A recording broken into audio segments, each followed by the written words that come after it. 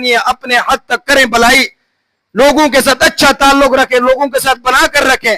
اگرچہ لوگ آپ کو تنگ کرتے ہیں, لوگ آپ کے مخالف ہو, سب کچھ ہو, آپ کے ساتھ زیادتی کرتے, ظلم کرتے, پھر بھی اپنی طرف سے جو کچھ ہوتا ہے اچھا ہی کرو.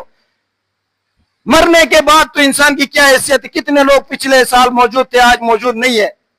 کن کے ساتھ ہم نے کس کی مخالفت کی, کس کی غیبت کی, کس کی چغلی کی, کس کا حق کھایا, لیکن آج وہ دنیا سے چلا گیا. ہم آج اس کا حق ادا نہیں کر سکتے. وہ تو چلا گیا, لیکن ہمارے لیے پیچھے جہنم ہے. اگر وقت کے اندر, دنیا کے اندر تمام چیزیں ہم نے سمیٹ کر تیاری کر کے نہیں گئے تو پھر خسارہ ہے. اگر تیاری کر کے, تمام حقوق کا خیال کر کے, لوگوں کا خیال کر کے اگر دنیا سے جاتے ہیں تو پھر وہ تمام نعمتیں ہیں, اس میں اللہ کا دیدار بھی ہے.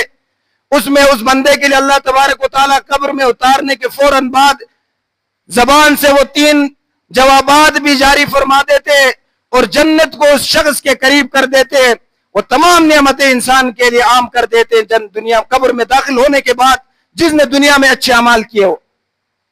اگر ہم نے اچھے اعمال کیے ہیں, اگر دنیا میں آپ صلی اللہ علیہ وسلم کی سیرت کے مطابق زندگی گزاری ہے, تو پھر ہمارے لیے وہ تمام اعمال ہے. اور سب سے بڑی نعمت اللہ کا دیدار ہے. اگر اس چیز کے اندر ہماری کوتاہیاں ہیں تو ہر شخص سوچے, ہر شخص اپنے بارے میں بہتر جانتا ہے کہ میں کتنا پانی میں ہوں, میں نے کس کس کا حق کھایا ہوا ہے, کس کے ساتھ میری لڑائی ہے, کس کے ساتھ میرا جھگڑا ہے. تو یہ تمام چیزیں سوچ کر ہر ایک کو معاف کر دے. دل کو ہر ایک کے لیے کھول کے رکھیں, کھلا ظرف رکھیں, ہر ایک کے لیے معاف کر لیں. انشاءاللہ اللہ تبارک و تعالیٰ آپ سے بھی زیادہ رحم کرنے والا ہے. جب آپ اللہ کے بندوں پر رحم کریں گے تو قیامت کے روز اللہ رب العزت آپ کو پر رحم کرے گا. وآخر دعوانا الحمدللہ رب العالمین.